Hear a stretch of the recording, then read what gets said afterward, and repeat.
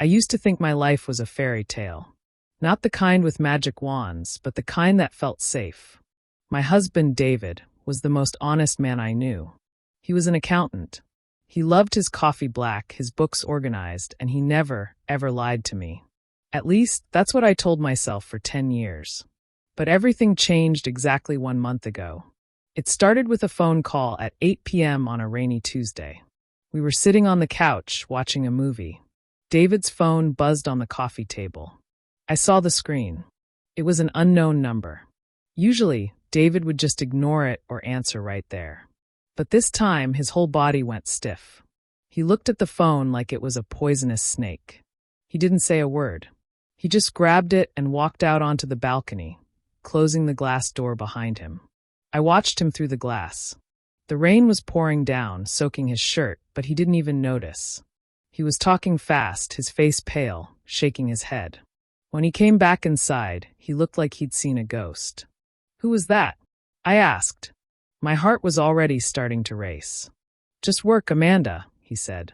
He wouldn't look me in the eye. "A client had an emergency.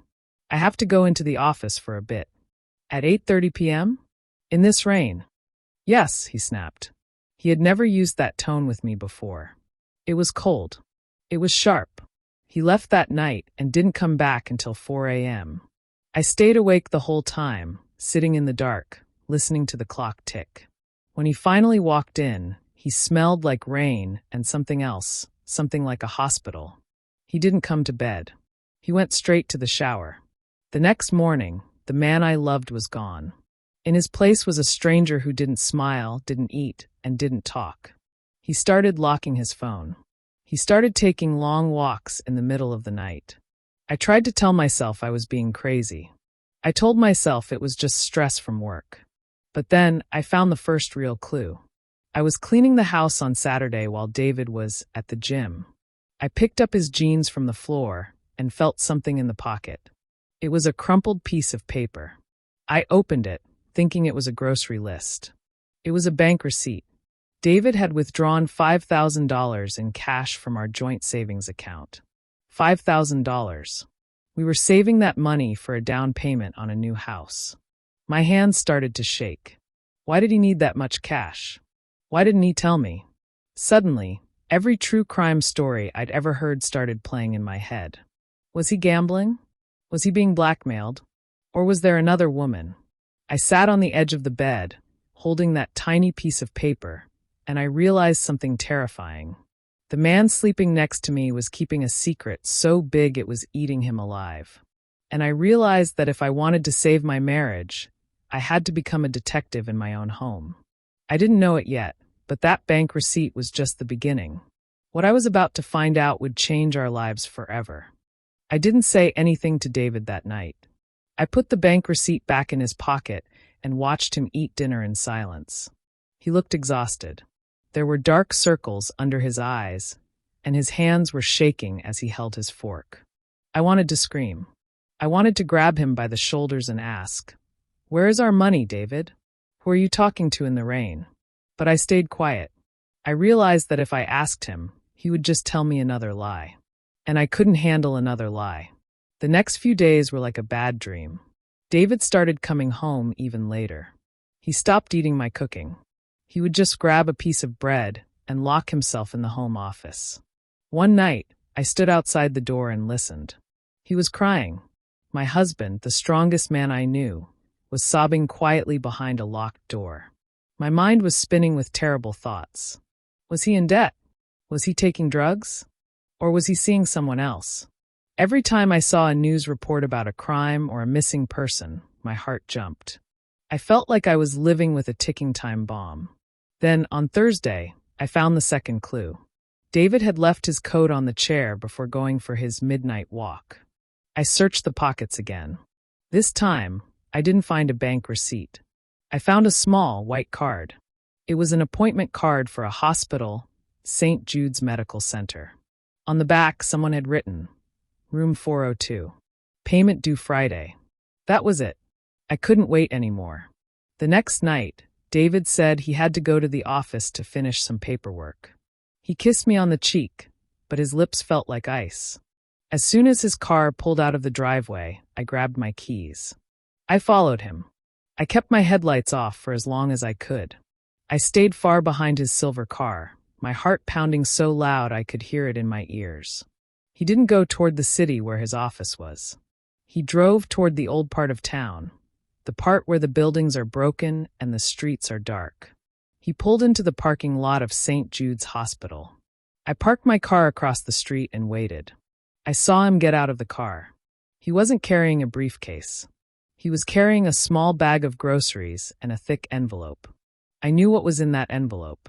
Our $5,000. I followed him inside. The hospital smelled like bleach and old floor wax. The lights were flickering. I saw David get into the elevator. I watched the numbers go up. 2, 3, 4. I took the stairs. I was breathing hard when I reached the 4th floor. I looked through the small glass window of the heavy door. I saw David walking down the long, empty hallway. He stopped in front of room 402. He didn't go in immediately. He stood there for a long time, his forehead pressed against the door. He looked like he was praying. Finally, he turned the handle and walked inside. I crept closer. My legs felt like lead. I reached the door and looked through the glass. Inside the room, there was a man lying in the bed. He was covered in bandages. Machines were buzzing and beeping all around him. He looked like he was barely alive. But David wasn't looking at the man. He was looking at a woman sitting in the corner. She looked young, maybe my age. She looked like she hadn't slept in weeks. David walked over to her and handed her the envelope. She didn't say thank you. She didn't smile. She just took the money and looked at the floor. Then, David did something that broke my heart. He sat down next to her and put his head in his hands. He looked more broken than the man in the hospital bed. I wanted to run into the room and demand answers. But I was frozen. Who was this woman? Why was David giving her our life savings? And what happened to the man in that bed? I backed away from the door, but I wasn't careful. My purse hit a metal cart in the hallway. It made a loud clang that echoed through the silent floor. Inside the room, David jumped. He looked toward the door. Our eyes met through the glass. His face didn't show anger. It didn't show fear. It showed something much worse. It showed the look of a man who had finally been caught. David didn't move. He just stood there, looking at me through the hospital door. His eyes weren't full of anger or even surprise. They were full of a deep, heavy sadness. It was the look of a man who had been carrying a mountain on his back and was finally ready to let it crush him. We didn't speak in the hospital. We walked out to the parking lot like two ghosts. The drive home was the longest 30 minutes of my life. The only sound was the rhythm of the windshield wipers. I kept waiting for him to say something, to make up a story about a sick cousin or a long-lost friend. But he just stared at the road, his knuckles white on the steering wheel.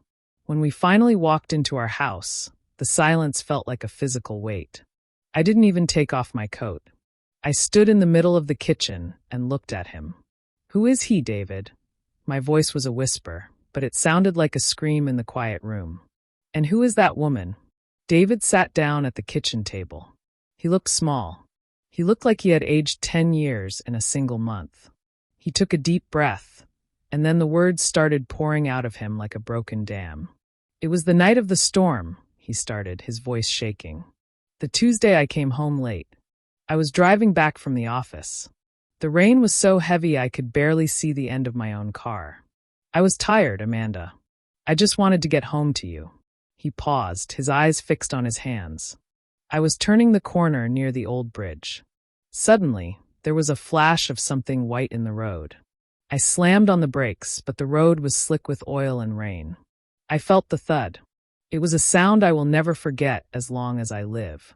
My heart stopped. I gripped the edge of the counter so hard my fingers hurt. "David, what did you do?" "I got out," he whispered. I found him lying in the grass. It was a man. He had been walking home from work. He wasn't moving.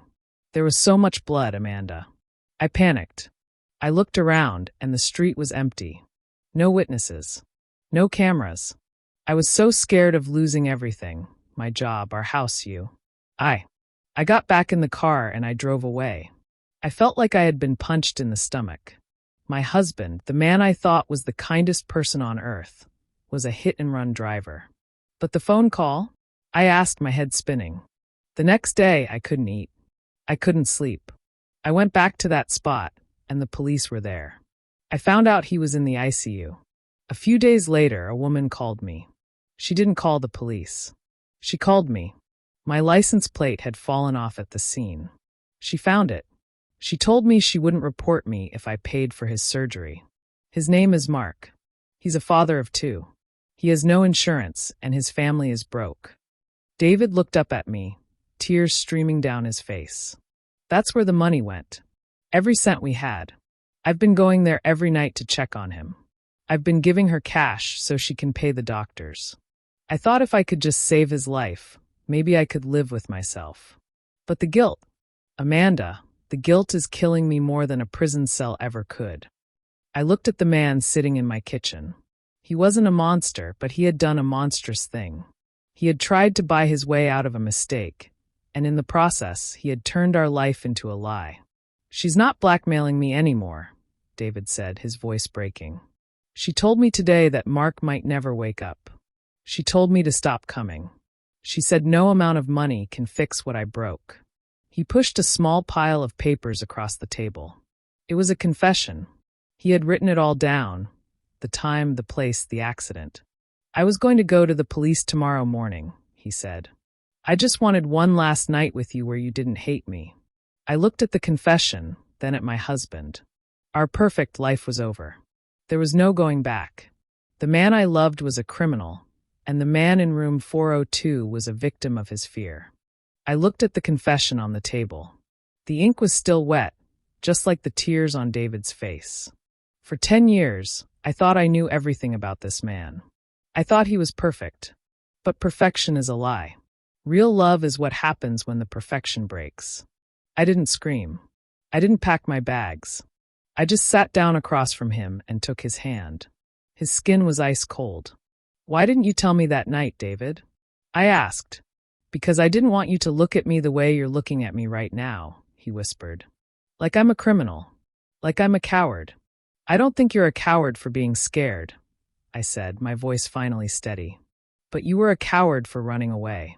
And you were a coward for trying to pay for your guilt with our future. He just nodded, his head hanging low. The next morning, we didn't have breakfast. We didn't make coffee. We got into the car and drove to the police station. It was a bright, sunny day, the kind of day that feels like it's mocking you when your life is falling apart. David walked inside with his confession in his hand. I waited in the hallway for 3 hours. When he finally came out, he wasn't alone. A police officer was with him. David wasn't wearing handcuffs yet, but I knew they were coming. He walked over to me. The man in the hospital.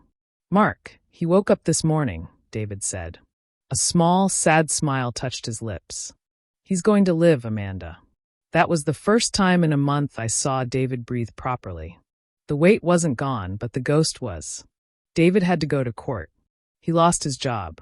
He had to serve time in prison for leaving the scene of an accident. Our savings were gone, and I had to move into a tiny apartment near the bookstore.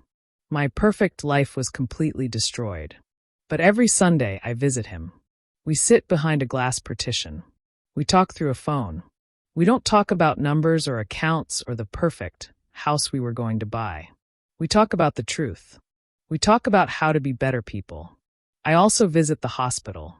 I met Mark's wife again. At first, she wanted to scream at me. But then, we just sat together in the cafeteria and cried. I'm still helping her. Not because of a secret, but because it's the right thing to do. You see, I learned something through all this pain. A secret is like a poison. It starts small, but it grows until it kills everything you love. David tried to fix his mistake with money and silence, but you can only fix a mistake with the truth. Sometimes the people we love do terrible things. That doesn't mean they are terrible people. It means they are human. And being human means being brave enough to face the consequences. Our house is gone. Our money is gone. But for the first time in 10 years, I finally feel like I really know my husband. And that is worth more than any perfect life. If you enjoyed this story, please hit the subscribe button. It helps us tell more stories about the complicated, messy, and beautiful reality of being human. See you in the next one.